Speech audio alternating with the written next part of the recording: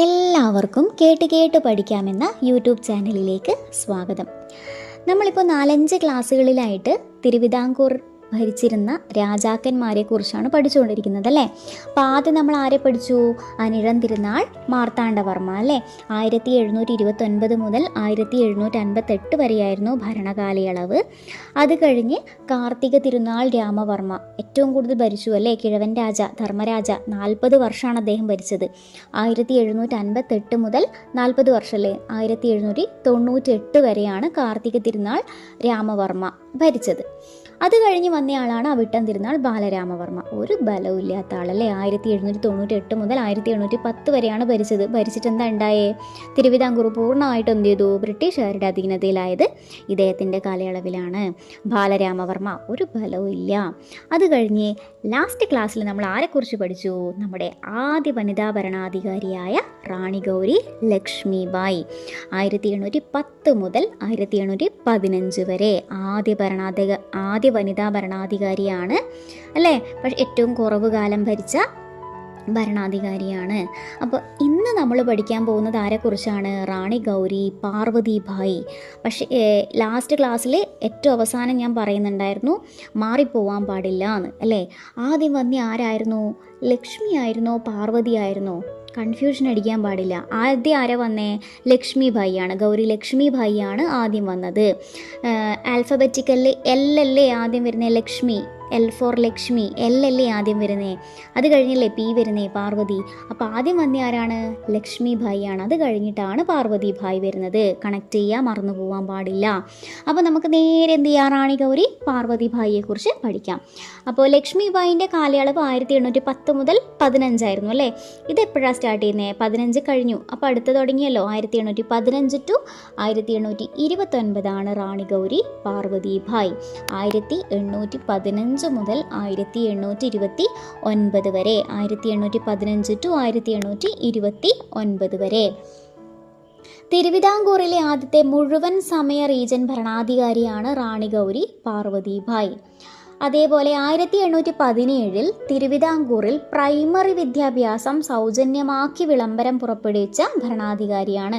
ഒരുപാട് തവണ സ്റ്റേറ്റ്മെൻറ്റിലൊക്കെ വന്നിട്ടുണ്ട്. ഇമ്പോർട്ടൻ്റ് ആണ് ഇയറും.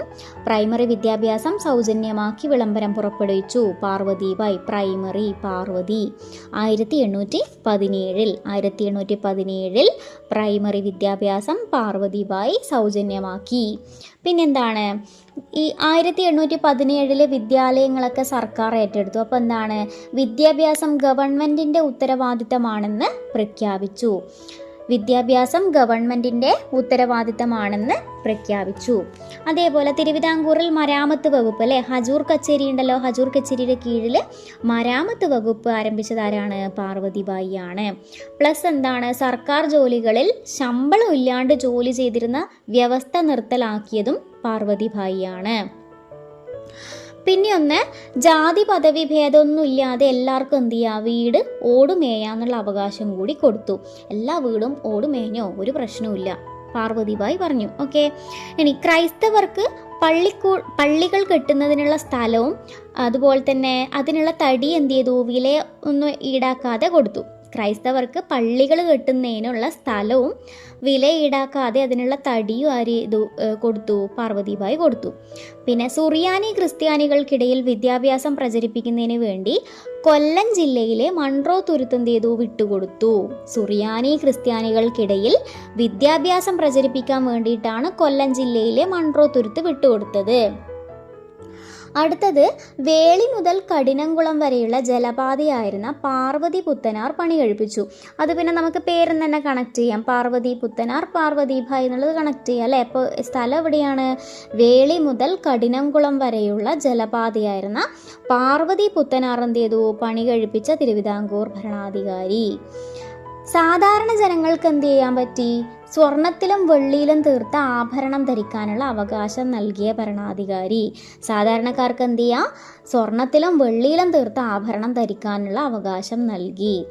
ഇനിയോ സ്വർണത്തിലും വെള്ളിയിലുള്ള ആഭരണം ധരിക്കുന്നതിനുള്ള അടിയറപ്പണം എന്ന സമ്പ്രദായം അവസാനിപ്പിച്ചു. അതെന്താ സംഭവം? അടിയറപ്പണം എന്ന് പറഞ്ഞാൽ ഇപ്പം നേരത്തെ പറഞ്ഞല്ലോ, സ്വർണം, വെള്ളി, ആഭരണം ഉപയോഗിക്കുക എന്നുള്ളത്. അങ്ങനെ സ്വർണം വെള്ളി ആഭരണം ധരിക്കാൻ വേണ്ടിയിട്ട് എന്ത് ചെയ്യണം, ഒരു അടിമപ്പണം കൊടുക്കുക എന്നുള്ള ഒരിതുണ്ട്. അതായത് നികുതി, അടിമപ്പണം കൊടുത്തു കഴിഞ്ഞാൽ ആഭരണം ധരിക്കാം. അങ്ങനെയുള്ള അടിമപ്പണം ഒഴിവാക്കിയിട്ട് എന്ത് ചെയ്തു, എല്ലാ സാധാരണ ജനങ്ങൾക്കും സ്വർണത്തിലും വെള്ളിയിലും തീർത്ത് ആഭരണം ധരിക്കുക എന്നുള്ള അവകാശം നൽകി. മനസ്സിലായോ? അതാണ് അടിയറപ്പണം. അടിയറപ്പണം അതായത് സിമ്പിളായിട്ട് ഇത്രയേ ഉള്ളൂ. ആദ്യമൊക്കെ സ്വർണത്തിലും വെള്ളിയിലുള്ള ആഭരണം ധരിക്കുന്നതിന് എന്ത് ചെയ്യണം, ഒരു നികുതി പോലെ അടിയറപ്പണം കൊടുക്കണം. അത് നിർത്തി. എന്നിട്ട് എന്ത് ചെയ്തു, എല്ലാ സാധാരണ ജനങ്ങൾക്കും സ്വർണത്തിലും വെള്ളിയിലും തീർത്ത് ആഭരണം ധരിക്കുക എന്നുള്ളൊരു അവകാശം കൊടുത്തു. അടുത്തത്, തിരുവിതാംകൂറിൽ കയറ്റുമതി ഇറക്കുമതി ചുങ്കങ്ങൾ നിർത്തലാക്കിയ ഭരണാധികാരിയാണ് ഗൗരി പാർവതിബായി. കയറ്റുമതി ഇറക്കുമതി ചുങ്കം അല്ലെങ്കിൽ നികുതി നിർത്തലാക്കി. വളരെ ഇമ്പോർട്ടൻ്റ് ആയിട്ടുള്ള അടുത്തതാണ് ഒരു പോയിന്റ്, വളരെ ഇമ്പോർട്ടൻ്റ് ആണ്, ഒരുപാട് തവണ ചോദിച്ചിട്ടുണ്ട്. 1821 കോട്ടയത്ത് CMS പ്രസ് സ്ഥാപിച്ചപ്പോൾ ഭരണാധികാരി പാർവതിബായിയാണ്. CMS പ്രസ് 1821 വർഷം വളരെ ഇമ്പോർട്ടൻ്റ് ആണ്. 1821 1821 കോട്ടയത്ത് CMS പ്രസ് സ്ഥാപിച്ചപ്പോൾ ഗൗരി പാർവതിബായി ആയിരുന്നു ഭരണാധികാരി. പിന്നെ അടുത്തതെന്ന് വെച്ച് കഴിഞ്ഞാൽ ആലപ്പുഴയിലും കോട്ടയത്തും പെൺപള്ളിക്കൂടങ്ങൾ സ്ഥാപിച്ചു. എന്തായാലും പ്രൈമറി വിദ്യാഭ്യാസം എന്ന് പറയുന്നുണ്ടല്ലോ അല്ലേ, അതേപോലെ തന്നെ നമുക്ക് കണക്ട് ചെയ്യാം. അപ്പം പെൺപള്ളിക്കൂടങ്ങളും ആരെന്നെയായിരിക്കും, പാർവതിബായി ആണെന്ന് കണക്ട് ചെയ്യാം. ആലപ്പുഴയിലും കോട്ടയത്തും പെൺപള്ളിക്കൂടങ്ങൾ സ്ഥാപിച്ചു. ആലപ്പുഴയിലും കോട്ടയത്തും പെൺപള്ളിക്കൂടങ്ങൾ സ്ഥാപിച്ചു. അതേപോലെ തിരുവിതാംകൂറിൽ എന്ത് ചെയ്തിട്ടുണ്ട്, ലണ്ടൻ മിഷൻ സൊസൈറ്റി പ്രവർത്തനം ആരംഭിച്ച സമയത്ത് ഭരണാധികാരിയായിരുന്നു അല്ലേ. ലണ്ടൻ മിഷൻ സൊസൈറ്റി ആദ്യം തന്നെ ആരംഭിച്ചത് എവിടെയായിരുന്നു, നാഗർകോവിലാണ്. നാഗർകോവിലാണ് ആദ്യമായിട്ട് ലണ്ടൻ മിഷൻ സൊസൈറ്റി ആരംഭിച്ചത്. പിന്നെ വേറെ എന്താ പോയിന്റ് ഉള്ളത്, വിട്ടുപോയത്, കൊല്ലത്ത് തേവള്ളി കൊട്ടാരം നിർമ്മിച്ച സമയത്തെ ഭരണാധികാരിയും ഗൗരി പാർവതിബായിയാണ്. ഇമ്പോർട്ടൻ്റ് അല്ല, ജസ്റ്റ് ഒന്ന് മനസ്സിൽ വെക്കുക. അപ്പോൾ ഇത്രയും കാര്യങ്ങളാണ് നമ്മൾ റാണി ഗൗരി പാർവതിബായിയെ കുറിച്ച് പഠിക്കാനുള്ളത്. നമുക്കിനി ഒന്ന് ഓടിപ്പിടിച്ച് ബ്രീഫാക്കിയാലോ. അപ്പോൾ മാറിപ്പോവാൻ പാടില്ല. ലക്ഷ്മിബായിയാണ് ആദ്യം വന്നത്. ആൽഫബറ്റിക്കൽ ഫസ്റ്റ് എല്ലാണല്ലോ, അപ്പോൾ ലക്ഷ്മിബായി. അപ്പോൾ അത് കഴിഞ്ഞ് വന്നയാളാണ് ആര്, പാർവതിബായി.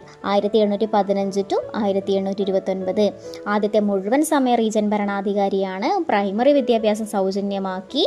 ഗവൺമെൻറ്റിൻ്റെ കടമയാണ് എന്ത്, വിദ്യാഭ്യാസം കൊടുക്കുക എന്നുള്ളത് ഗവൺമെൻറ്റിൻ്റെ കടമയാണെന്ന് പ്രഖ്യാപിച്ചു. പിന്നെയോ സർക്കാർ ജോലികളിൽ ശമ്പളമില്ലാതെ ജോലി ചെയ്തിരുന്ന വ്യവസ്ഥ സ്റ്റോപ്പ് ചെയ്തു. എല്ലാവർക്കും വീട് ഓടുമെയ്യാനുള്ള അവകാശം നൽകി. സാധാരണ ജനങ്ങൾക്ക് സ്വർണത്തിലും വെള്ളിയിലുള്ള ആഭരണം ധരിക്കുക, അതിനുള്ള അടിയറപ്പണം കൊടുക്കണ്ടെന്ന് പറഞ്ഞു. കയറ്റുമതി ഇറക്കുമതി ചുങ്കം നിർത്തലാക്കി. വേളി മുതൽ കഠിനംകുളം വരെയുള്ള പാർവതി പുത്തനാർ പണി കഴിപ്പിച്ചു. പിന്നെയോ ക്രൈസ്തവർക്ക് പള്ളി കെട്ടാൻ വേണ്ടിയിട്ട് അവർക്ക് എന്ത് ചെയ്തു, സ്ഥലവും കൊടുത്തു, വിലയൊന്നും നോക്കാണ്ട് തടിയും കൊടുത്തു. സുറിയാനി ക്രിസ്ത്യാനികൾക്കിടയിൽ വിദ്യാഭ്യാസം പ്രചരിപ്പിക്കാൻ വേണ്ടിയിട്ട് എന്ത് ചെയ്തു, കൊല്ലം ജില്ലയിലെ മൺട്രോ തുരുത്ത് വിട്ടുകൊടുത്തു. പിന്നെ ലണ്ടൻ മിഷൻ സൊസൈറ്റി നാഗർകോവിൽ അച്ചടിശാല സ്ഥാപിച്ചിട്ടുണ്ടല്ലേ. അത് വർഷം ഞാൻ പറഞ്ഞില്ല, വർഷം ഏതാണ്, 1820 ഓക്കെ. പിന്നെ കോട്ടയത്ത് CMS പ്രസ് സ്ഥാപിച്ചപ്പോൾ 1821 അത് റാണി ഗൗരി പാർവതിബായി ആണ്. അപ്പം ഇത്രയും കാര്യങ്ങളാണ് റാണി ഗൗരി പാർവതിബായിയെ കുറിച്ച് പഠിക്കാനുള്ളത്. അപ്പോൾ അത് കേട്ട് പഠിച്ച് സെറ്റാവുക. ജോലിക്ക് പോകുന്നവരും ഇനി വീട്ടിലെ കാര്യങ്ങളൊക്കെ നോക്കി കുഞ്ഞുങ്ങളെയൊക്കെ നോക്കി സമയം കിട്ടാത്തവരൊക്കെ എന്ത് ചെയ്യുക, ജോലിയുടെ കൂട്ടത്തിൽ കേട്ട് പഠിച്ച് സെറ്റാവുക. അപ്പോൾ ഇത്രയും ഭരണാധികാരികളെ കുറിച്ച് വളരെ പക്കയായിട്ട് വെക്കുക. അടുത്ത ക്ലാസ്സിൽ അടുത്ത ടോപ്പിക്ക് പഠിക്കുമ്പോൾ കൂട്ടി വെക്കാതിരിക്കുക. അപ്പോൾ ഇന്നത്തേതിൽ എന്തെങ്കിലും ഡൗട്ട് ഉണ്ടെങ്കിൽ ഒന്ന് കമൻറ്റ് ചെയ്യുക. ക്ലാസ്സിനെ കുറിച്ചുള്ള അഭിപ്രായം ഉണ്ടെങ്കിൽ അതും ഒന്ന് കമൻറ്റ് ചെയ്യുക. അപ്പോൾ ക്ലാസ് ഇഷ്ടമായിട്ടുണ്ടെങ്കിൽ എന്ത് ചെയ്യുക, ഒന്ന് സബ്സ്ക്രൈബ് ചെയ്തിട്ട് സപ്പോർട്ട് ചെയ്യുക. അപ്പോൾ അടുത്ത ക്ലാസ്സിൽ നമ്മൾ സ്വാതി തിരുനാളായിട്ട് വരും. അതുവരേക്കും ബൈ.